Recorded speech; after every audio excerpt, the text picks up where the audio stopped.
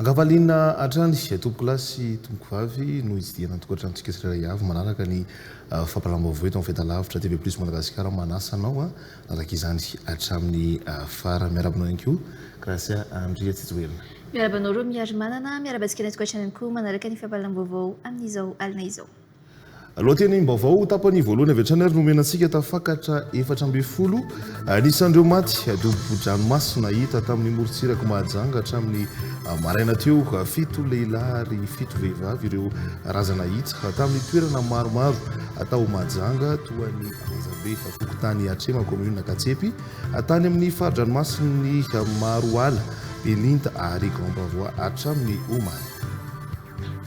Mbola mitoy androany ny fitokonana nataon'ireo mpanabe sy mpandraharaha eo amin'ny sehatry ny fampianarana miankina amin'ny fahavitany Sonia ny fifanarahana eo amin'ny syndika sy ny ministera no iverena ny fampianarana io ny syndika androany.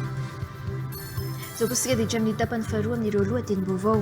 Maro ireo fitakiana teny Kianja ka mila ray maso akaiky ny fanatanterahina azy ho ny komity miaro ny tolona KMT antony ampijoroana nanomboka androany ny komity miaro ny tolona KMT ahitana mpanao politika, fiarahamonim-pirenena, tanora, diaspora, syndika ary olom-pirenena ao anatin'ity komity ity. Miantso ny ampitsarana ny ramatahora sy ny fisavana trano tsy manaraka ny lalàna ampiarina amin'ireo pomba ny filoha teo aloha Andry Rajoelina ny solombavam-bahoaka Mila Vony sy Philobert filoha-hevitra fahafito eo anivon'ny anteny miram-pirenena. Araka ny fanantsika tao anatin'ny lohateny-baovao tapany voalohany dia tafiakatra 710 nisan'ireo maty dobo an-dranomasina hita tamin'ny morontsiraka Mahajanga hatramin'ny maraina teo. 7 lehilahy ary 7 vehivavy ireo razana hita tamin'ny toerana maromaro atao Mahajanga toa ny Ambanjabe Fokotany Atrema commune Katsepy tany amin'ny faridranomasiny Maroala Belinta ary Grandpavois hatramin'ny Omaly pasiporo maneho fahateratany somaliana misatelo no hita tamin'ireo olona maty dobo-drano ireo mbola mitoy ny fanadihadiana rehetra manodidina izao fahitana razana maromaro izao hoy ny tompona andraikitra any antoerana mitatitra ny vaovao Mamitiana Andrimololona. Efa andalam-pasy mbana avokoa ireo razana 710 hita tamin'ny morontsiraka Mahajanga hatramin'ny Omaly. Raha sivy ny razana hita Omaly maraina tany Ambanjabe Fokotany Atrema commune Katsepy tafakatra 10 izany ny tolakandro rehefa nisy ny fisafonan-dranomasina natao ka nahitana razana iray hafa teny ampovoan-dranomasina. Omaly alina ihany anefa mbola tany amin'ny faridranomasina Ambanjabe ihany nisy ny fahitana razana vehivavy iray hafa. Ho an'ny androany talata 4 novambra razana miisa 3 no hita teny amin'ny faridranomasina Maroala, Belinta ary Grandpavois.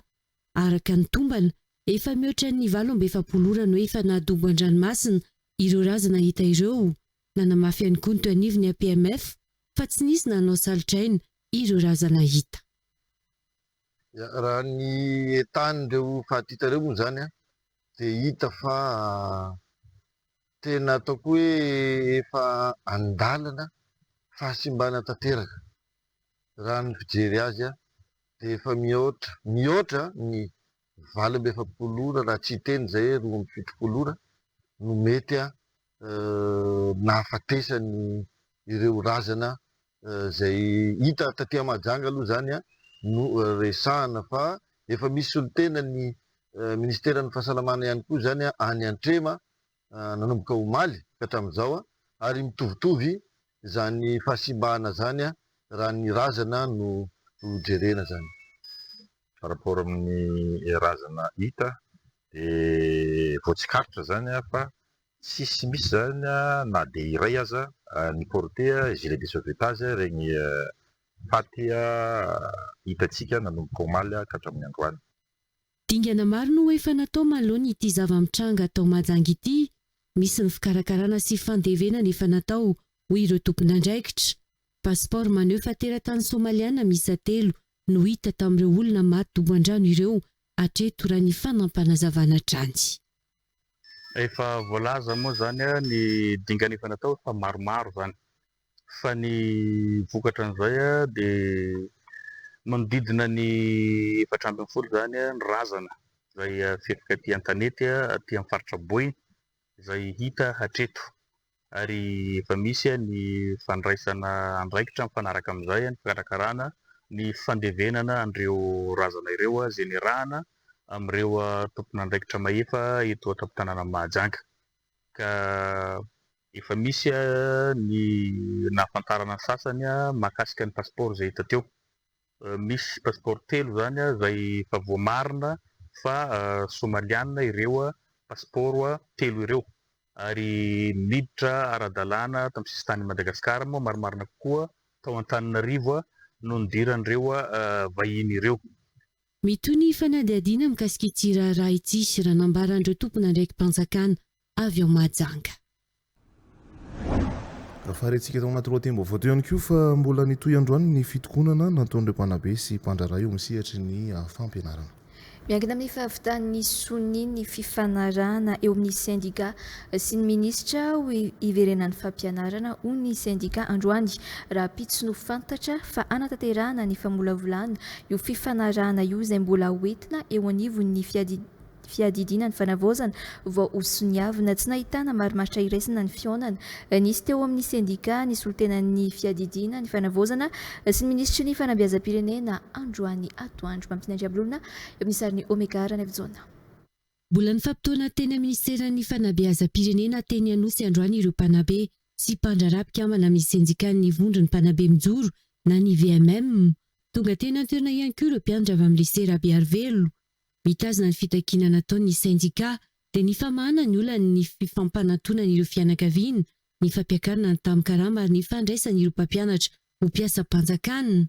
Na dia nisy aza ny fidinana teny an-toerana nataony teo anivony fiadidina ny fanavaozana sy ny vaha ny olana ho ny sindika. Takin'izy ireo ny anaovana sy ny fifanarahana mirakitra ny fanatanterahana ireo fitakiana rehetra. Miankina amin'ny fahavitana io sy ny io no iverena ny fampianarana na tsy. Rehefa natao ny fandiniana tao anatin'ny breton makasika an'ireo point izay niorakorantsika nanomboka tamin'ny 25 sy ny talohan'izay mandrak'androany dia tapaka fa hojerena miaraka amin'ny montant avy hatrany ireo fitakiana. Eo ihany koa no makasika ny réalisation an'ny rapprochement de ménage ary ny intégration. Tsy maintsy signature na protocole d'accord no afahana mivoaka amin'ny crise ary raha pitso ihany dia ho vita ny concrétisation an'io document io. Raha pitso ihany ny concrétisation an'io document io saingy tsy afaka soniavina mialoha raha tsy efa voadimikiny eny amin'ny filoham-panjakana rehefa avomenan'ny madame ministre. Zay no azo ambara. Tiako resana tsy mbola miverina mampianatra raha tsy vita ny signature du protocole d'accord zay makasika Nisy ny fianona manokana ireo sindika nataony avy amin'ny fiadidina ny fanavaozana mialoha ny signifiona niaraka tamin'ny ministry ny fanabeazam-pirenena ny maraina teo. Fampiakarana ny hetra na fanitsina ny abatserana no anisany manamarika ny volavolan-dalàna amin'ny feny fitantanam-bolam-panjakana eny amin'ny 20 Iakatra 200 ny irisana ny hetra amin'ny karama ho an'ireo mandray karama manomboka amin'ny enitsy hatramin'ny 4 tapitrisa ariary raha iakatra 500 izany ho an'ny mandray karama 4 tapitrisa ariary no mihoatra hiarany fanitsina. 200 ihany koa ny hetra piarina amin'ireo solika rehetra isy ny abatsina. 200 ihany koa ny fanafarana vary riz de luxe raha tsy nisy aba izany teo aloha. Andohetra ihany koa ireo fitaovam-pitaterana mandeha amin'ny motera ka eo anelanela ny 10,000 sy 10,000 sy ray alina ariary hatramin'ny 9 alina sy 3 hetsy ariary izany araka ny karazana fiara. Vaovao tateriny fitiavanao donio misariny Ivarazata. Manana 80 andro taorian'ny 3 oktobra 2024 ireo anteny mihera rotonta andiniana sy andanina ny volavolan-dalàna mifeny fitantanam-bolam-panjakana 2024 na ny LFI 2026 natao mifanaraka amin'ny famalina ny fitakiany vahoaka ny firafitry ny LFI 2029 io ho ny savaranando ny volavolan-dalàna. Ara-pahamehana araka izany angovo, ny rano fisotro madio, ny fanabeazana, ny famoronana asa, ny fahasalamana sy ny fampandrosoana ho an'ny rehetra. Goavana ny teti-bola atokana ny fanjakana ho an'ny fanabeazana, raha ny teti-bola natokana ho an'ny androm-panjakana sy ny ministera no jerena. Mahery ny 2 miliara 5.7 sy 300 tapitrisa ariary izany teti-bola izany. Mahery ny 2 miliara 7.7 tapitrisa ariary kosa izany ho an'ny sehatry ny angovo. Fa anisan'ny tena manamarika ny mpanara-baovao ny fahitana ireo fanitsiana abatseranana sy ny fampiakarana ny hetra. Raha ny fanazavany Baitoekarena tafiditra ao anatin'ny paikady ny fanjakana hiatrehana ny fahasahiranana ara-toekarena lalovan'ny firenena izany. Anisan'ny voakasiky ny fampiakarak'etra ny karama raisina isam-batan'olona. Tao anatin'izay ny etra izay irsa zany izay nampiakariny fanjakana moa 500 izy ahazahoana eo amin'ny 40 milliards d'ariary eo zany. Ny somary ataontsika hoe miteraka adevitra fotsiny dia fa maninona amin'ny fotoana tahaka izao no mipetraka izay zavatra izay dia petraka ihany koa aloha zany ny réflexion hoe ao anatin'ny mbola mandalo fahasarotana ny firenena amin'izao raha ny tena izy mantsy ny fampiakarana etra zany dia hoe rehefa miakatra ny karamanao dia izay vao ampiakarina ny etra, izay ny tena logika izay. Fa ny fanjakana nametraka le izy eo dia napetrany mazava tsara hoe recommandation an'ny FMI izay mba ahafahantsika mahazo ny bénéficien'ilay FEC na fonds élargi du crédit na ilay ataontsika hoe FRD na fonds résilience et développement. Izay zany anisan'ny tena hoe nampidirana anazy io. Misy ihany koa ny fanisina ny etra amin'ny solika sy ny entona izay ahina izy fiatraikany amin'ny vidim-pianana ankapobeny. Ny mety ho fiatraikany izay aloha zany fantatritsika tsara fa rehefa misy ny taxa ho an'ny vidin'entana zany aloha ny miakatra dia mazava ho azy fa misy fiakarany, isy fiakarany ao anatin'ny vidin'entana izay. Ohatra ny Rue de Luxe resahantsika teo, mazava ho azy zany zao fa isy fiatraikany fampiakarana ny any amin'ny vidin'entana izay amin'ny 920. Ny eo ihany koa ilay pétrole l'empreinte izay mihitsy moa voasoratra ao anatin'ilay izy. Isy abatseranana 20 ihany koa ny fanafarana vary Rue de Luxe raha tsy nisy aba izany teo aloha. Andohetra ihany koa ireo fitaovam-pitaterana mandeha amin'ny motera ka eo anelanelany 5,000 ariary hatramin'ny 7,4 ariary izany araka ny karazan'ny fiara. Ho an'ny fiara manana tanjaka mihoatra ny 15 chevaux ohatra ka mandeha amin'ny lasantsy ary mbola latsaky ny 5 taona ny nampiasana izany dia 7,3 ariary isa-taona izany etra isaky ny fiara izany. Maro ny fitakihana teny Kianja ka mila araimaso akaiky ny fanatanterahana azy ho ny komity miaro ny tolona na ny KMT Antony nampitsorona nanomboka androany ny komity miaro ny tolona na antsoina koa hoe KMT. Ahitana mpanao politika fiarahamonim-pirenena tanora diaspora syndicat ary olom-pirenena ao anatin'ity komity ity voafidy androany ihany koa ireo mpitarika ny mpandrindra national KMT Ilanto Rakotomavo, sekretera mpanatanteraka Imiary Rasolo Foarjaona ary mpitatambola Livarjaona Tafita Toussaint. Mbola maro ny rafitra ho apetraka fa mba ahafahan'ny KMT miasa sy mandray andraikitra avy hatrany no nametrahana izany androany ho ny mpandrindra national. Fanazavana. Maro ireo zavatra nitakina teny Ankianja ka mila fanaraha-maso ny fanatanterahana izany hoy ny komity miaro ny tolona KMT. Fandrenana Madagasikara ho firenena vanona no tandona mba hiadanana ny vahoaka malagasy hoy ny avy anivon'ny KMT na ny komity miaro ny tolona androany nandritra ny fampahafantarana ity vovonana ity izay nahitana fikambanana sy antoko politika miisa 930. Rafitra matanjaka ny KMT ary hita avokoa ireo mpitolona rehetra teny Ankianja nanomboka ny 12 septambra 2024 tamin'ny fitariana ny bidon jaune sy ny jorona koa teny amin'ny Sénat.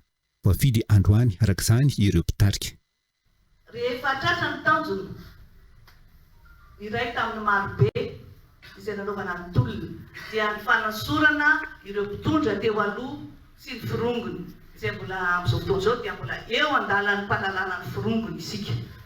Ka fitantanana amin'ny firenena sy tsafa fa maro ireo fitakina ka mila fanaraha-maso, mila ny fanatanterahana ireo zavatra rehetra no takina. Raha fehezina amin'ny teny tokana izany dia najoro ny KMT na ny komity miaro ny tolona mba hiaro ny tolona izay natao arak'izay anarana izay. Dingana ny vita dia ny fanodanana ny fitondrana teo aloha sy ny firongony fa mba hanarenana sy hanorenana ny Madagasikara sy ny Malagasy ho tena firenena vanona.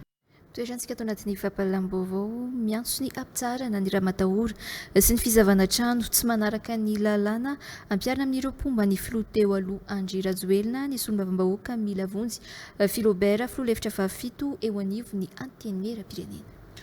tsy manakana ny fanaovana fanadiadiana atao amin'ireo voakasika izany izy fa kosa mangataka ny anatanterana izany sy ao anatin'ny fanarahana-dalàna mitsipaka ny fanesorana anterisetra ireo olom-boafidy toy ireo ben'ny tanàna mitranga manerana nosy amin'izao ihany koa izy ny fifidianana no fakana fahefana mananja ny demokrasia ka lesona ratsy ho an'ny taranaka ny fanerena olom-boafidy hiala amin'ny toerany toy ny misy amin'izao hoiatrany ny lehibe ny mpanohitra ao amin'ny antenimera pirenena fitiavana doniatrany ivarasatana mitandratsika ny andindiny izany sakisaky ny farany herinandro misy ny ranty mivoaka eny amin'ny tambazotra fa niaran'ny fisavana-trano ataona mpitandro ny filaminana amin'ny rombobasy sy manao saritava ireo mpanohana ny fitondrana teo aloha vao ny alady ariva teo no nitranga ny fisavana teny amin'ny tranombarotra ny Pandrara Mamravatomanga niparitaka tamin'izany ny sary mpanovakina ny varavarana naparitaka ireo taratasy ary nopoirina ihany koa ny coffre-fort nitsikera ny zava-misy ny lehibe ny mpanohitra ny Tsimbazaza androany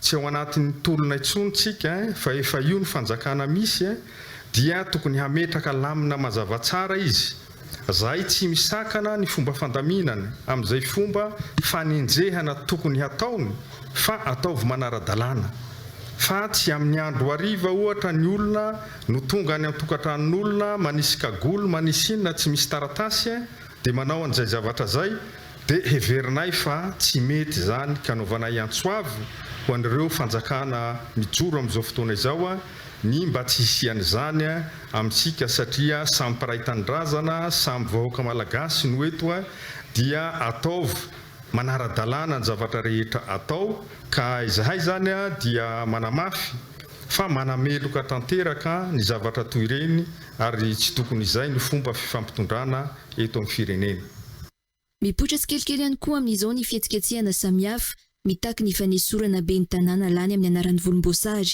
mitsipaka marindrano ity fomba fanao politika ity ny mila vonjy Philobert tsy tokony hisy zany ary tsy tokony hatao fanerena na karazana pression akolaka ny olona zay mitaky fanovana ohatra ny ben'ny tanàna dia tsy maintsy andraisana fanapahan-kevitra satria olom-boafidy ireo ary zay raha teo no mahatonga anay koa manamafy fa ny fifandimbiasam-pahefana tsy amin'ny alalan'ny fifidianana dia heverinay tsy hatao modely eto amin'ny firenena fa tsy hitondra vokatsoa ho antsika tsy hitondra fitoniana na filaminana eto amin'ny firenena koa efa vita zao ny fanesorana ohatra natao tamin'ny filoham-pirenena dia heverinay kosa tsy izay indray no atao ho an'ny olom-boafidy rehetra na ny ben'ny tanàna zany sy ny olom-boafidy dia tsy tia amin'ny alalan'izay filaharana zay no andraisana fanapahan-kevitra ankoatra ny fanesorana ben'ny tanàna andro vitsivitsy izao ny rongatra ihany koa ny fihetsiketsehana amin'ny faritra sasany anesorana sefokotany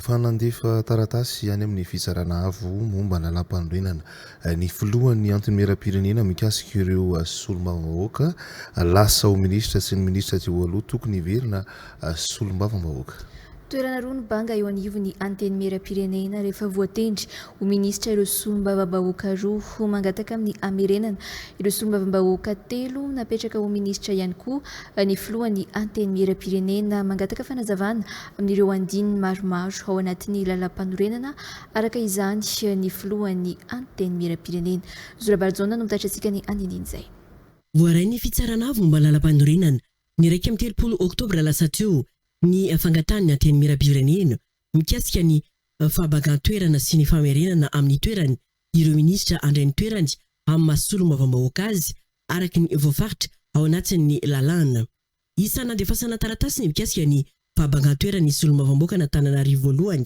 Anitra Razafy-Malatsoa notendrena ho minisy mpanjakana amin'ny sanany fanovana eo anivo ny fiadidiana ny Repoblika ny fanovana toy izany koa ny toerany Gasikara Fensoa solombavam-bahoaka na Antananarivo faefatra izay notendrena ho minitra ny serasera sy ny kolotsaina nagatany filohan'ny antenimera-pirenena ihany koa ny hamerenana amin'ny toerany ireo minisitra telo lany ho solombavam-bahoaka dia ny solombavam-bahoaka ny Nosy Mara Volamiranty Dona ny solombavam-bahoaka ny Sandra Aurélie Razafinjato ary ny solombavam-bahoaka ny Fianaratsoa Saondra Malala Marie Michel isan'ny taratasy voarainy ny fitsaranavo momba ny lalam-panorenana ihany koa ny fahabagan-toerany ny lo olona iray eo anivo ny antenimera-olona dia ny lolona lany tao amin'ny faritany ny Thomasiny rary ny Irina Sidonie izay voatendry ho ministry ny ponina ao aminatin'ny gouvernement amin'izao fotoana izao.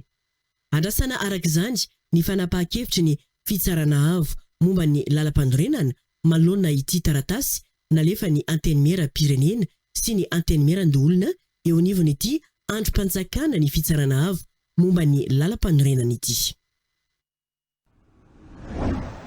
Fanorenana tsy ara-dalàna maro no tsy maintsy arodana eny amin'ny fiantsonana 119 ho ny commune Antananarivo renivohitra. Efa tamin'ny volana marsa no natsahatra ireo fanorenana ireo saingy ny roso tamin'ny fananganana indray ny tompotrandro nandritra ny fotoanany krizy teto amin'ny firenena. Mila manara-dalàna nefa ny rehetra satria miorina monina fantsondrano ireo fanorenana ireo ka izao tsy maintsy arodana izao hetsekila ny milaza ho tsy manana fahazahon-dalana fa manana taratasy ara-dalàna ireo tompotrano narodana ary nanao fifanarahana tamin'ny mpitantana tao amin'ny commune tamin'ny taona 2024 ny fampiresaka amin'izy ireo sy andray ny pirofo sy ny fitoriana moa ny avy amin'ny commune Antananarivo renivohitra. Sibelandre mazava no mitarantsika ny andindiny izay. Ny sabotsy teo no efa nanomboka nandrodana ny riana ambony amin'ireo fanorenana tsy ara-dalàna eny amin'ny fiantsonana taxi B 119 Akatso ny commune Antananarivo renivohitra. Miorina ambony ny fahatsondrano ireo ary efa natsahatra ny fanorenana tamin'ny marsa teo saingy nanararoatra ny zava-misy teto amin'ny firenena ireo mpanorona ka nanohy ny fananganana tsy ara-dalàna hoy ny ben'ny tanàna.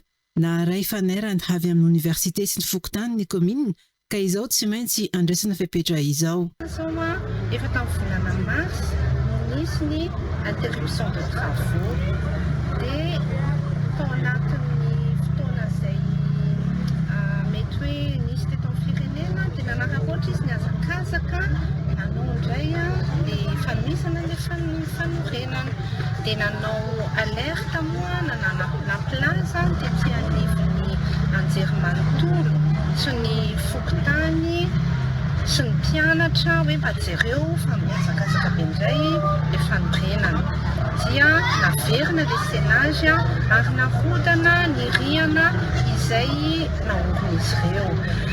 Ny dingana manaraka dia fandrodanana tanteraka an'ilay foto-drafitr'asa satria misy kanalina zany kanalindrano ao ambanin'ny fanorenana io. Olona 700 eo ireo mpivarotra voakasika amin'izao fandrodanana izao. Tsy nisy ny fampilazana mialoha ny fandrodanana ary milaza ho manana taratasy ara-dalàna ireo tompon'ny trano narodana satria nanao fifanarahana tamin'ny mpitantana tao amin'ny commune tamin'ny taona 2012. Izahay nakataka fandrodanana tany amin'ny commune sarotra be fandrodanana azo tany amin'ny commune tsy nahazo mihitsy izahay. Izahay manana taratasy ny tsena efa mijoro fa tsy hoe kory mbola tsy mijoro ny tsena tokony tambola anakana izay dia tokony dia sy naverana anakana fa ny tsena efa vita vao zao hoe olaza fa orodana indray ka eto izahay zany dia tsy manaiky an'izay zavatra anankiray izay nay misy taratasy fa tsy misy taratasy to manateny zareo permis de construction tsy misy dia zareo tsy namoaka anazy namoaka tamin'ny 2017 ary manana accord cadre izahay dia coopération miaraka amin'ny commune urbaine Antananarivo tamin'izao aty ampirantananay tompo izany rehetra rehetra izany. Vonona ny andray azy ireo sy fampiresaka amin'izy ireo ny avy amin'ny commune Antananarivo renivohitra. Ilaina ihany koa ny pirofo sy taratasy hanamarinana ireo olona ny fanaraka nanome azy ireo ny taratasy ho hatrany commune Antananarivo renivohitra.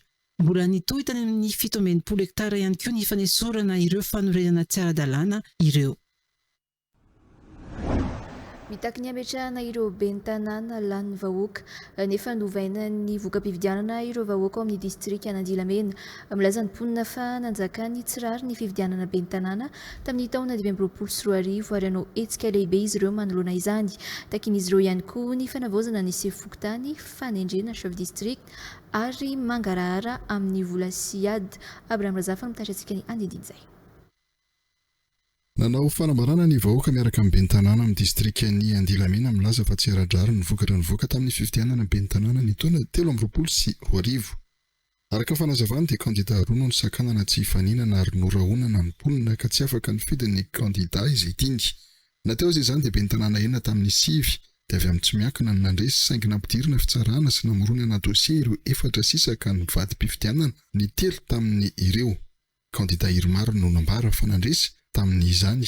Ny efatra tamin'ireo indray dia notoriny ka nampiakarana namoronana dossier araka ny fomba fitenin'ireo ka nitorina tagny amin'ny tribonaly administratif ka ny telo voavadika dia nisoloana candidat Irmara izay tsy lany akory dia tao amin'ny commune rurale Ampondrabe, commune rurale Melinarivo ary commune rurale Maitsokely. Ireo tsy voavadika indray dia elingelenina amin'ny alalan'ny mpanolotsaina Irmara ihany. Lavina ny volavolam-pampandrosoana ataon'ny ben'ny tanàna ohatra anankiray amin'izany ny famerenana indray ny birao ifoty ny fananantany ho famahana ny olana izany fananantany izany. Koa takinay tsy misy fepetra ny amerenana ireo ben'ny tanàna ireo ho amin'ny toerany avy. Ary izao fitakiana ataonay izao dia efa fampanenesana mialoha anareo tompon'andraikitra aty ambony sy ny tompon'andraikitra aty ifotony fa ny vahoakan'ireo commune voakasika rehetra ireo dia anao hetsika ho fitakiana izany famerenana ben'ny tanàna izany ka tsy hijanona ny fitakiana ambara-pahatratra ny tanjona. Eo koa ny fitakiana ny fanavozana ny chef fokontany iverin'izy ireo fa tsy manantanteraka ny andraikiny ny fangararany ny fandanena amin'ny siady ary ny fanendrena aingana ny chef district. Takinay koa ny arahany ben'ny tanàna sy ny solombavam-bahoaka mamolavola sy manapaka ny fandaniana sy fampiasana ny volan'ny siady mba ho tolontsom-bahoaka sy ho mangarahara izany. Takinay ihany koa ny anendrena ny chef de district aty amin'ny district an'Andilamena izay efa bolana lasa izay no nabanga izany. Niaraba ny filoham-panjakana ny colonel Mikael Rarezina ireo vahoaka sy ny ben'ny tanàna ary manantena fa misy mihaino ny fitarainan'izy ireo. Fananana olona ny tolona sy vonona hitondra fanovana ireo tanora avy amin'ny fikambanana Zamambina ny zanaky Brikavila mitambatra ao amin'ny faritra Antsinanana raha ny fanambarany solontenan'izy ireo tsy tokony atao ambaninjavatra ny fikirizana nataon'ireo mpitolona indrindra fa ireo namony ainy hoe ny fikambanana vonona hitondra fanovana ary hanolotra olona ho lehibe ny faritra Antsinanana mba ahafahana mametraka ny tena fanovana tena izy ny fikambanana ho hatrany izy ireo sy belana indray mazavatra any no mitaratsika ny andindiny izay. Anisan'ireo faritra nitrangana etsika miatrana ny fanovana eto amin'ny firenena tao amin'ny faritra Antsinanana. Nanana olona ny tolona sy vonona ny hitondra fanovana ireo tanora avy amin'ny fikambanana Zamaby na zanaky Brikavila mitambatra amin'ny faritra Antsinanana raha ny fanambarany ny solontenan'izy ireo androany. Ahitana mpikambana avokoa amin'ny distrika 7 mandravitra ny faritra Antsinanana ka mandefa avatra manokana ho an'ny mpitondra izy ireo mba tsy ho verimaina ny tolona natao. Ny fikambanana Zamaby zanaky Mahavama sy Brikavila mitambatra izay agnatin'ny faritra Antsinanana ahitana distrika 7. Ay dia manana etaeta andriamatoa filoha amin'izao andro fanovana zao satria nanana olona sy tanora nitologna izahay tao agnatiny zany fanovana zany ary nanana rahalahy namoy haina ny zanaky ny faritra Antsinanana tao agnatiny zany fanovana ka nahatonga atsika amin'izao hoe fanovana ny Repoblika ny Madagasikara zao. Misy olona izay azo lazaina fa mendrika ary antenainay fa afaka hitondra ny etaetanay ho lehibe ny faritra Antsinanana dia andriamatoa Sarina Paul Tsilanjara. Olona manana ny foto-kevitra tena hitondra ny fanovana no andrasana ho hatrany fikambanana raha nivoaka tamin'ny fahanginana izy ireo. Anoizintsika ny fampalam-baovao ny resabe.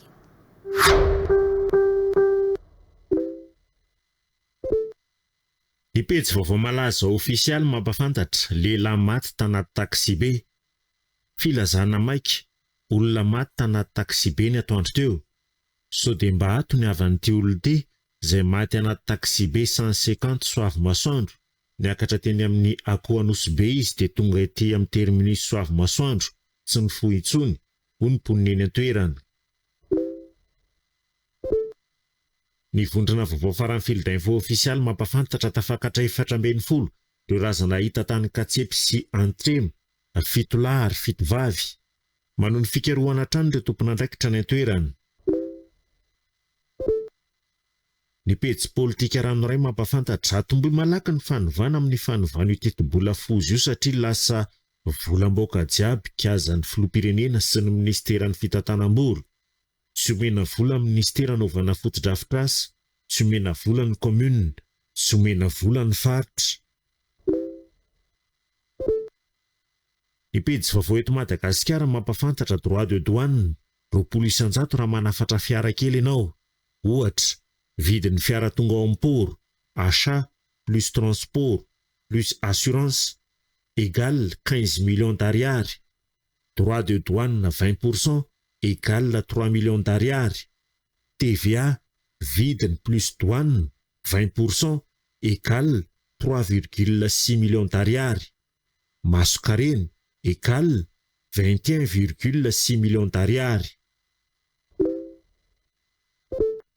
Ny pejy Soalimosa mampafantatra, misy chef d'état miisa 5 zany, zany hoe misy première dame 10. Ataovy sérieux leka ty revoka songo ty. Ny pejy vaovao 24 ty resety mampafantatra, hiakatra fitsarana ny raharaha Rasazina rindra. Hiakatra fitsarana ny alarobia ho avy zao ny raharaha nafaty amin'ny Rasazina rindra, be ny tanànany Mankataboangy Ambato Finandrahana. Ny pejy Patrik Andremaefa mampafantatra, ho fahatsiarovana ny tsingerin-taona nahaterahan'ny Amiral Didier Ratsiraka dia napetraka teto Vatomandry androany, izay toerana nilatsahan'ny Tavoniny ny takela-pahatsiarovana misy ny sariny sy ny fianakaviany. Nanotona izany ireo fianakaviana sy ny havana Matsakaiza.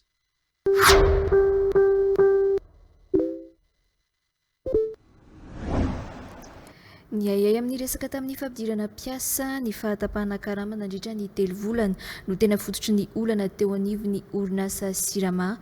Ny afara tamin'ny fitokonan'ny mpiasa izany nanomboka tamin'ny zoma lasa teo. Tsy maintsy nadiavana vahaolana aingana io fitokonana ny mpiasa ny Sirama io ka antony fidinana tany an-toerana ny tanterahany ny ministry ny asa ny fampananana asa ary ny asa-panjakana sy ministry ny indostria nisy ny dinika ny fanaovany mpiasa ny mpampiasa ary ny solotena mpanjakana mikasika ny olan'ny orinasa. Anisany vahaolana foezaka noraisina ny antoan'ny orinasa Sirama ny karama mpiasa tsy voaloha ary ihany koa ny fanatsarana ny fampidirana mpiasa sy ireo azo fototra voafaritra eo amin'ny lalàna misahana ny asa trandraka vaovao mampitiana Andremololona eo misariny Omega Nevzone. Efa tao anatin'ny 3 volana no nisedra olana ireo mpiasa ny Sirama Ambelobe ka nahatonga izao fitokonana izao. Tsy fandoavana ny karama efa ambolana maro nitsindry ataondreo mpitantana ny orinasa no nolazain'ireo mpiasa fa antony izao fitokonana izao. Nanamafy ihany koa ireo mpiasa ireto fa misy ny resaka kolikoly amin'ny fampidirana mpiasa atao amin'ny orinasa mpanodina farity vokany takiny mba hialandreo tompona andraikitra maro izay mitantana ity orinasa ity ireo mpiasa. Mitaky ny zone amin'ny raha mamparary izay mpiasa sarika reny. Amin'izao dia tapitsy ny fanginana tsy manaiky zay tsinotsinoary ampijaliana isinosintonina mikery zay zoely anagnanay. Nanamafy ny ministra misahana ny asa sy ministry ny indostria fa zava-dehibe ny fifampiresahana eo amin'ny mpiasa sy ny mpampiasa.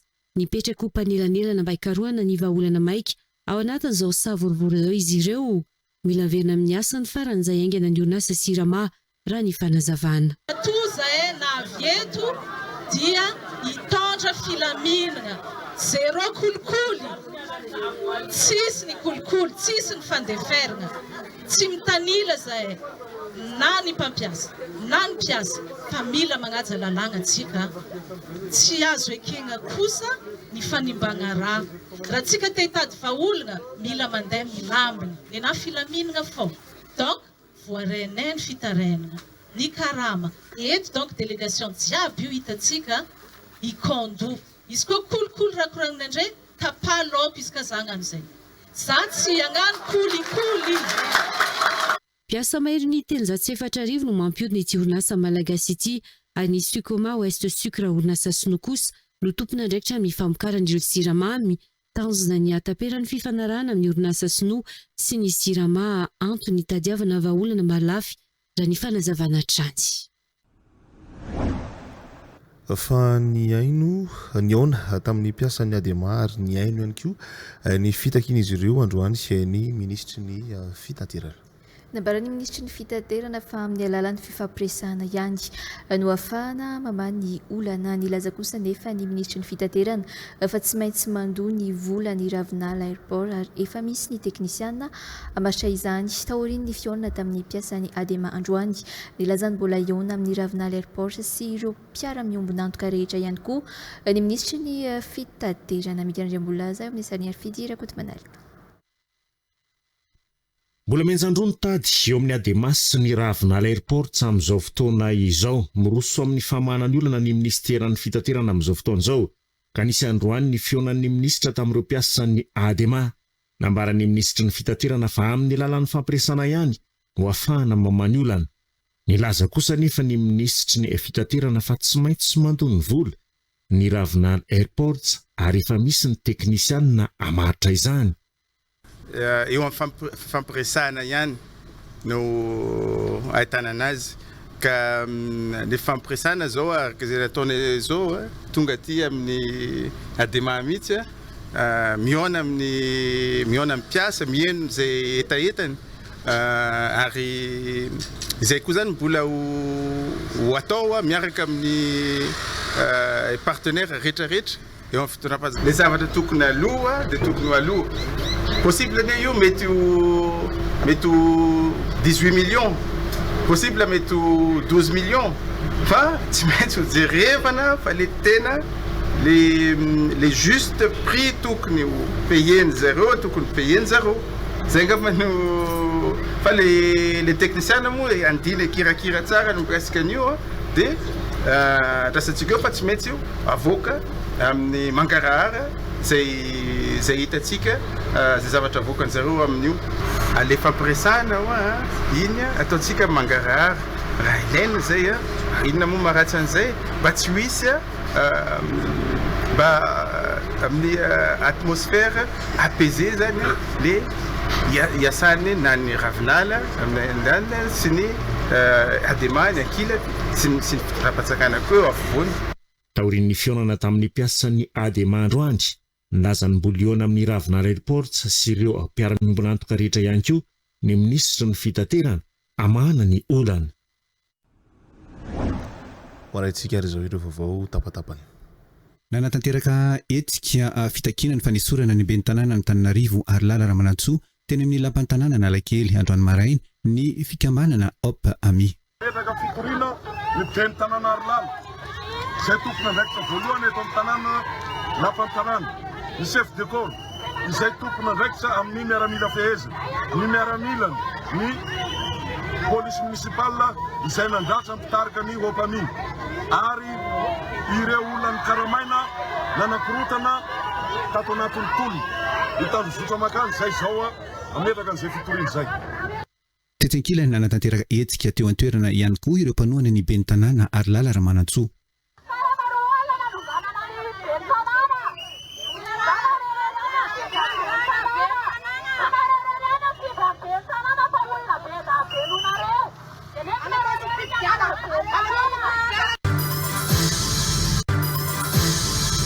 Nanao etsika fitakina ny fanesorana ny ben'ny tanàna ny komuna Ambondromamy ireo mponany an-toerana ny sabotsy lasa teo. Ankoatra ny Alabato nalany io ben'ny tanàna io tamin'ny fividianana farany teo. Maro ireo endrika fanapara-pahefana ataony toy ny halatra tany amin'ny fomba tsy ara-dalàna sy famarotana izany amin'ny teratany vahiny. Ny fanesorana ireo mponina amin'ny tany izay anana ny taratasy ara-dalàna ary ny didijadona. Lasa sakana amin'ny fampandrosoana ny komuna raha nambarany solotenan'ireo mponina ireo endrika tsy fanarahan-dalàna ataony ben'ny tanàna ireo. Katakin'izy ireo ny fandraisana andraikitra farany izay aingana manoloana izany. Ny mera zay tsy lanim-bahoaka fa lany tamin'ny Halabato dia tsy ekenay vahoaka Ambondromamy. Zay foko 80 eto Ambondromamy. Nisy ny tsy fitezan'ny lista. Faharoa manarakaraka an'izay nisy ny Alabato. Nisy ny tsindrazolegna nataon'ireo délégué de vote. Eo koa ny hery famoretana isan-karazany. Dia tsy vitan'izay ny fomba fiasa anatin'ny commune manararaoam-pahefana amin'ny alalan'ny resaka taxe communale. Eo ny famarotana tanin'ny olo tsy ara-dalàna tsy nahazo lalana amin'ny tompony hatramin'ny taolambalo. Latsaka lahelo amin'ny fitondrasana tsindrazo-lena eto amin'ny aty ambony kasika ny ben'ny tanàna. Tsy hoe ben'ny tanàna rehetra amin'ny district Ambatobonifa eto Ambondromamy. Moa andavatra dia potika tanin'ny zanakazo nambolena vita maniry tsara fa be tokonany namidina amin'ny manam-pifanantananarivo aty. Sy mbola mivany olona tsy fisindrano eo amin'ny trano fonenan'ny mpianatra eny Ikatso na dia efa nisy azy ny fidinana sy fampanantenana ataon'ireo tompon'andraikitra teny an-toerana hoy ny fikambana ireo mpianatra avy amin'ny faritra 13 eny amin'ny anjerimanontolo. Mbola miaina anaty fahasarotana amin'ny fisitrahana rano ireo mpianatra izay filana fototra hitsankilany. Mitaky ny anesorana ireo fanorenana tsy ara-dalàna anatin'ny faritry ny toerana fonenan'ny mpianatra izy ireo izay tsy ara-dalàna avokoa. Manao antso ny amany ireo olona samihafa araky ny efa nifampiresahana teo aloha ireo mpianatra mba hisy ny tena fanavaozana eny amin'ny anjerimanontolo araka ny fanambarana nataon'izy ireo androany. Ho toy ny fidinana ifotony nataony filopan'olon-tsaina ny roa herinandro lasa angamba izay tety dia mbola manamafy izay ny fanohizana ny zavatra efa nijerena izay niresahany tety ny forazy hatreto izay zavatra izay dia mbola tsy hitanay ny toy ny efa nisy ihany teknisiana nalefa zero tety ka mbola tsy ndrinay satria dia mbola maro ary mbola marary anay zany izay rano izay hatramin'izao. Amin'ny endrika gabraraka misy aty amin'ny nivony siteko anisan'izany ny construction illicite izay mirongatra dia mirongatra amin'izao dia angatanay aminareo tompon'andraikitra ny jerevana ny izay zavatra izay. Mitoerantsika ato anatin'ny fampahalalam-baovao ny ompana bebe kokoa tamin'ny resaka raharaham-pirenena ny fanehoan-kevitra nataon'ireo mpandray anjara atao amin'ny fandaharana demokrasia mivatana androany maraina atao amin'ny radio plus 100.2 FM ndao arahantsika ireo sombony tamin'izany fanehoan-kevitra izany atao amin'ny radio plus 100.2 FM. Demokrasia mivantana fandarana mivantana amin'ny radio plus 100.2 FM isanandro amin'ny sivy sy sasany maraina. Nanambary Madame Zara vetsy atao madinika androany tao anatin'ny fanehoan-keviny milapetraka ny fitondram-panjakana hoe inona marina ilay fanavaozana tia napetraka amin'izao fotoana. So dia mba tokony ho definisevanareo tsara aloha ilay fanarenana ifotony izay fanapetrakareo ao anatin'ilay amin'ilay matsika hoe fa refondation efa nampidirinareo ao anatin'ilay anatsika mantsy ilay izy dia mba tiana ho fantatra hoe inona marina ilay refondation tianareo atao basé amin'inona ilay izy satria raha ny fahitana zava-misy ankehitriny dia lasa ohatry ny mandoto anareo ihany ilay zavatra ataon'olona eto amin'ny firenentsika eto. Mety hoe tena manana bony foanareo hanao an'ilay fanarenana ifotony fa tiaraka ilay raha maso an'ilay zavatra ataon'olona satria nefa rana izy ity tena anahirakirana raha ohatry foana. Demokrasia mivantana. Hoy ny namana Vetsaka Robato, mila mahay manova famindra isika dia milamina ny firenena. Ny dia vahaolana ihany no asianay satria tia dia manan-karena. Voalohany indrindra ho ny famanana io voava daholo io hovana izay ny rahantsika dia milamina tsika ataovy izany fa vola tsy atavalava. Demokrasia mivantana. Kokoso Monsieur Faba Vetsy apita tafika marobe ny lesika hita sy ny ainan'ny vahoaka tamin'ny fitondram-panjakana teo aloha antony anankiray nanalana azy ireo izany. Raha netiny nataony teo aloha tsy ohatr'izao tsika fa dia io ilay ikarakara fifidianana andramany firenena neny ataon'io dia ny sasa moa dia ataovy ilay fifidianana rafitra teo aloha teo dia rafitra feno alabato raha nety io nataony ohatra nalany ara-dalàna ny mpitondra matony vahoaka leoreo nisy tsy nentina nareo teto amin'ny firenena olona avany avilany veny olona avany amin'ny faritra veny mety nahisidika ny tanànanarivo reny ohatra rariny ve zany arariny nareo fongisiny olona. Demokrasia mivantana fandarana mivantana amin'ny radio plus 100.2 FM isanandro amin'ny sivy sy sasany maraina. Vao amin'ny sehatry ny fahasalamana miteraka aretina ny hafanana be iainana amin'izao ka ilaina ny mitandro ireo fepetra fisorohana mifandraika amin'izany hoy ny mpitsabo. Anisan'ny fepetra mila tandrovana ny fisotroana rano izay tsara raha avy nampangotrahana mandrakariva hoy ny mpitsabo. Io ihany koa ny fanaovana fitafiana maivana sy malalaka akanjo miloko mazava sy vita amin'ny lamba maivana toy ny landy hazo. Anisan'ny fepetra mila tandrovana ihany koa ny fihinana voankazo sy ny legioma isanandro. Mikira ndray mbola aza ary fidirakoto manalina no mitaritra antsika ny andindiny izay. Miteraka aretina ny hafanana be ainana amin'izao ka ilaina ny mitandro fepetra fisorohana mifandraika amin'izany hoy ny mpitsabo. Makelaina ny hafanana be indrindra moa rehefa voatery mandeha tongotra na mijanona ela amin'ny toerana mamay. Etsy andaniny koa nefa dia maloto ny rivotra indrindra eto an-drenivohitra. Maro ireo torana sy mandraiky marary indrindra ireo olona marefo. Anisan'ny fepetra mila tandrofina ny fisotroana rano izay tsara raha avy nampangotrahana mandrakariva hoy ny mpitsabo.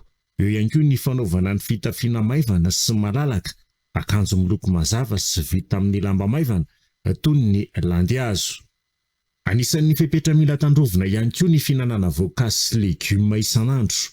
Rehefa mafana iny ny andro dia tsy ampy ny rano fisotro ray fango 5 na 2 litatra isan'andro. Mila rano betsaka kokoa ny vatana ka tsy maintsy ny sakafo no mameno ny filana. Mila manova menu kely amin'izao andro mafana izao.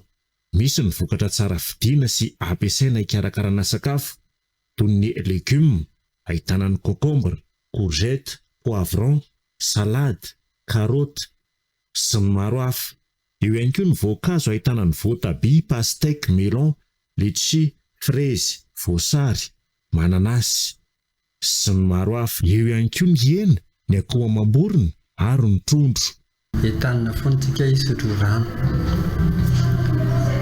Ary ny rano aloha ny sotroina azy dia entanina foana ampangotrahana foana aloha mba hamono mikroba rehetra ao anatiny. Ary ny fitafiana mikasika amin'ny hoditra anatiny indrindra raha ohatra hoe sosina maromaro dia tokony amin'ny landihazo, vita amin'ny landihazo na coton satria ny mitroka tsemboana voalohany indrindra ary faharoa iny koa zany tsy dia tena mampafana rehefa tena hoe tanin'ny andro. Izay olona tsy tena mazaka ilay hafanana be dia mitondra satroka lehibe na mitondra elo. Mila manantona toeram-pitsaboana akaiky kosa raha tratry ny aretina fa tsy manao dokotera tenany hoy ny mpitsabo. Manimbosotra kositsika amin'ity vaovao manaraka ity tsy mandeha araka ny tokony ho izy ary tsy mifanaraka araka ny fanarahana tamin'ny ministera tompon'andraikitra ny fodrafitrasa eo anevo ny gara routière ao Ambositra ranonambara ny mpitantana ny toby fiantsonana. Simba ny fodrafitrasa ary simba ihany koa ny tamboho miaro ny entan'ny mpandeka mahatonga ny firongatry ny alabotra ao amin'ny gare routière ranonambarany iray amin'ireo filoha mpitantana ny toby fiantsonana ny taxi brosy ao Ambositra mandola tsakemboka ara-dalàna amin'ny fanamboarana fodrafitrasa nefa ny coopérative rano nambaran'izy ireo mangataka amin'ny fampiatona ny fiara-miasa amin'ny ministera ny mpitantana ny gare routière raha toa ka tsy misy ny vahaolana amin'ny fiara-miasa. Ora-barzona mitatrantsika ny andindiny izay. Ny taxi brosy no anisany avokavoka eo amin'ny fampandrosoana ny firenena. Saingy marary ny sehatry ny fitaterana sy ny toby fiantsonana ao Ambositra noho ny tsy fanajana ny tompona raikitra ny fodrafitrasa eo anivo ny ministera ny fitaterana. Betsaka ny fodrafitrasa tsy vita araka ny fifanarahana ary misy no simba saingy tsy misy fanarinana. Betsaka ihany koa ny fifanarahana tsy tanteraka ataon'ny tompona raikitra eo anivo ny ministera ny fitaterana ka mampikatso ny asa fitateram-bahoaka eo amin'ny gare routière Ambositra araka ny fanazavany ny iray amin'ireo filoha mpiara-mitantana ny gare routière ao Ambositra. Tsy misy fanovana mihitsy ato. Zavatra azonay tenenina aloha dia hoe ny birao mitodikitsika ato. Io hazo kakazo efa motraka ho an'ny koroka io izy ilay fitenenana. Aiza ny birao anay hanaovana ny contrôle départ anay.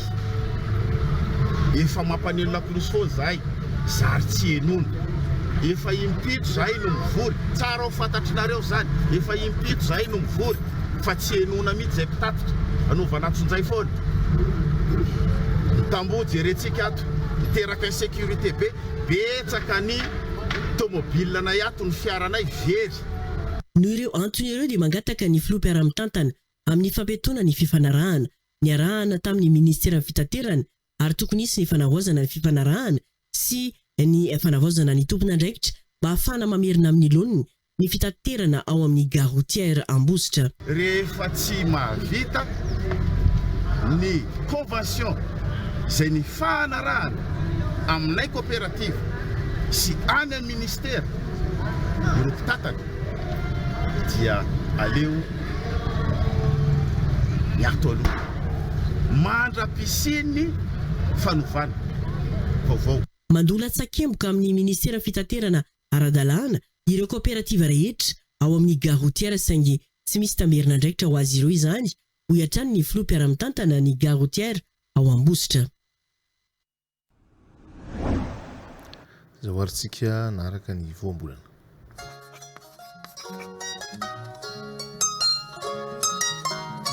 Androany dia ity indray no voambolana fatarina ny tena heviny rebika. Ny hevitry ny voambolana hoe rebika dia hitenenana an'ireo olona faly sy ravo no sady mandiha ary mitsinjaka. Amin'ny teny frantsay ny ilazana azy dia hoe heureux et dansant.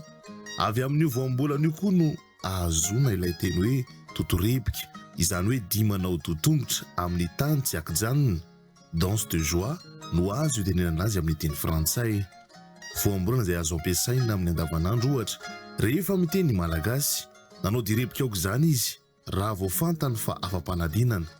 Hitantsika ihany koa io voambolana io ohatra ato anatin'ny fehezanteny manaraka ity, faly sy rebika aoka izany ny vahoaka malagasy ny tsena ny filoham-pirenena teny amin'ny seranam-piaramanidina Ivato, voningadina teny an-toerana ny tenany. Rehefa izay ary ny dikany hoe rebika dia azontsika malagasy tenenina amin'ny andavanandro ity voambolana ity rehefa miteny malagasy. Sarobidi ny teny malagasy ary fahaizany mafy azy. TV Plus Madagasikara.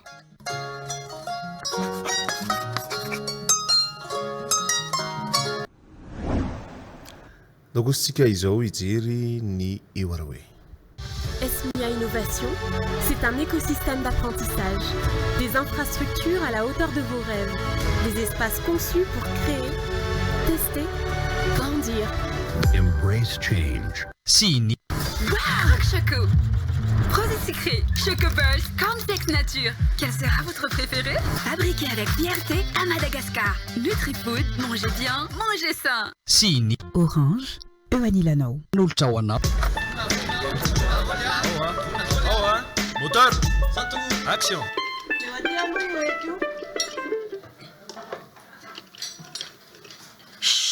Tsy malala fomba mihitsy. Aiza koa misy hoe manolotra eto dia ilay lohany lety maranitra indray natolotra fa mba ilay ty tao aty tsy maranitra ty izany ve dia tsy nampianarina nareo tany an-trano tany e? Ohatra iza tsy malala fomba mitsika sindrindry ary mangataka ety ny tsy malala manao azafady, tsy malala manao ninino. Tonga dia mandray fotsiny. Samala tsy malala manao misaotra. Araza be vava ohatra andrenindreny fa ndre ange mbola zandriko lavitra be tsy azoko mihitsiny. Tsy malala fomba mihitsy ndriny tena tsy malala fomba mitsikako. Efa ataon'olona resaka ato ndre hoe tsy malala fomba mihitsy. Iza ny tena ataon'olona resaka ato izy? Ndre makaty ampianarana manao makiazy mbola kasikety mivadika nefa ato an-trano. Ato ampianarana. Za mila manao manja. Aiza ny ankizy manao kasikety mivadika eo tsisy manao satroka anaray azy. Satria zareo tsy manana ako. Ndry misy ny tena miseho amin'ilay efa an-tranony ela. Ny olona rehetrarehetra mahafantatra ndry daholo hoe miseho amin'ilay. Miseho amin'ilay ahoana? Tsy miseho amin'ilay izany ama matonareo a. Ndry manao tenisy fotsifotsy andro a dia rapisy, ndry manao tenisy fotsifotsy manao pataloha jean andro a dia rapisy, ndry manao pataloha jean. Iza tena miseho amin'ilay tsika amin'izany. Namatsiary Zafatkely. Za mitsy indrindry za. Telo ny olon-dehibe dia mangina aloha ny mpianatra fa misy ato za mpampianatra ato. Ianao aloha tsy mitsatsangika tsony koa. Ino ilay problème anareo ato ampianarana tsy fanaovana taim-bava. Raha manana olana nareo manokana dia any ivelany ihany fanao izany fa mpianatra rehetra raha zavoaka taba ato ampianarana. Tady manao toetra tsy mendrika izany e.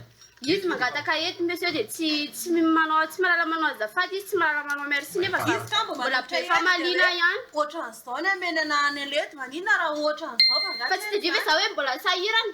Tsy mitabataba azafady fa tampianarana mianakitsika izao raha mbola mitohy zavatra ataonareo a dia avoaka ny ivelany nareo dia rehefa milamina nareo maso za tsy manamarina izany diso izany marina fa nareo zao ny ento mitabataba eto a dia voaka taba zao ve dia fahalala fomba ve zao manao kasikety mivadika ato ampianarana. Alana le satroka dia tsy alana le satroka ampianarana tsy mampiakapeo rehefa aty dia tsy mifampitabataba dia misatroka tsy alana dia tsy mifampiteniteniteny maheratra zany fa mbola mitohy izay zavatra zay a dia avoaka ko any ivelany nareo dia milamina nareo maverina tsy manao satroka rehefa ampianarana fantoka tsara amin'ilay fianarana antsika.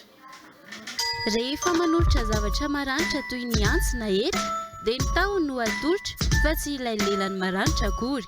Tsy fahalalam-pomba ny mitabataba mifamaly eo imason'olona. Coupé dans la boîte.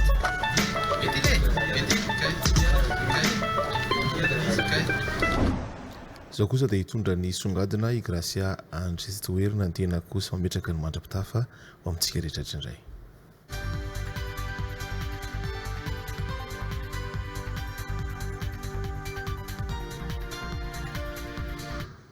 Tafaverina somatsara eto an-tanindrazana ireo teratany malagasy izay tratra ny tamajotra ny fanondrarana olona tany Kambodja lasibatry ny tolotra asa sandoka tany ivelany izy ireo. Nefa dia tafaverina noho ny fiara-miasan'ny masoevo malagasy any Chine ny fanjakana Kambodjiana ary ny fikambanana AMS izay niantoka ny tapakila ny iverenany izy ireo. Abraham Razafy no mitatra antsika izay songadina izay. Ny fotoana maro nisy ny fifampiraharahanina teo amin'ny masoevo Madagasikara ny Chine sy ny manam-pahefana any Kambodja dia tafaverina somatsara eto Madagasikara ireo teratany malagasy izay lasa lasibatry ny tamazotra ny fanondranana olona tany Kambodja. Vofantika tamin'ny tolotra asa sandoka ireo niarambolina ireo ary rehefa tonga tany atoerana tena ampiasainy fikambanana mpanao eloka bevava amin'ny osika antsirasira. Izy aloha mbola ohatrany agent marketing zany le asa fa tsy tonga dia misigny contrat avy aty fa ohatrany visa ty pays zany le izy fahazoako ny visa ty pays manko afaka rehefa tonga any rehefa mety amin'le olona mankano dia afaka avadika permis de conduire permis de travail le izy dia mba manao entretien aloha dia raha lany dia zareo miantoka ny rehetrarehetra ny teneny fa fiarahantsika mahalala manko fitadiavana asa ty dia raha tsy misy vola dia izy misy nyteny hoe rehefa lany dia mikarakara ny taratasy rehetrarehetra 5 millions teneny taona voalohany dia arivany andro dimanche ina tonga dia rehefa vonona tonga dia manao entretien nanao entretien tamin'ny Zoom le izy hoe vidéo maromaro zay tao anatin'le izy fa telo azy zay nafaka tonga dia mivalandran'izy le entretien dia zareo miteny hoe $700 ny salaire tamin'ny voalohany tsy za manko nanontany hoe inona le asa dia izy miteny hoe ohatrany service marketing le izy anao zay mitondra plateforme any vehivavy mitondra plateforme any vehivavy ianao dia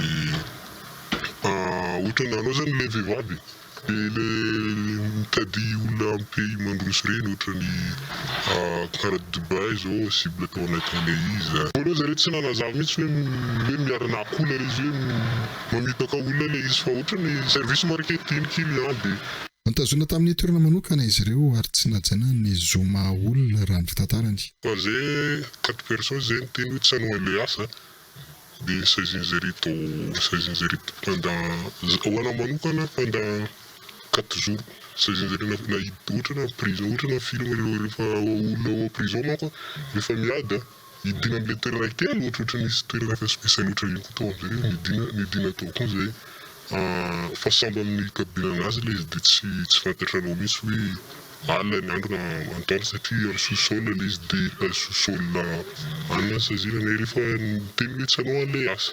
Fiaraha-miasa teo amin'ny fanjakana malagasy ny masoevo malagasy any Chine ny firenena Kambodjiana no nahafahana namerina ireo teto an-tanindrazana. Nanampy tamin'ny alalan'ny fividianana tapakila miverina eto an-toerana ihany koa ny fikambanana AMS na ny association Mission Stage tariny Olivier Rodien ireo folo farany tany Kambodja ireto tafody eto Madagasikara ireo.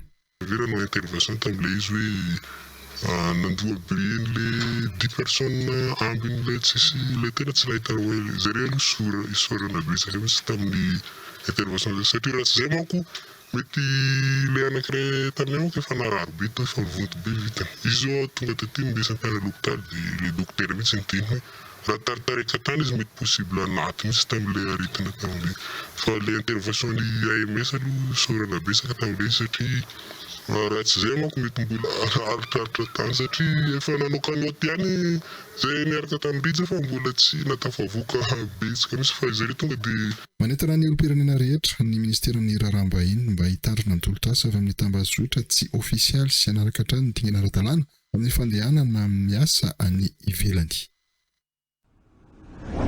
Dia izay ny koa netiko famarina ny fampahalam-baovao amin'ity alina ity makasitraka antsika nanaraka izany hatramin'ny farany veloma tompoko.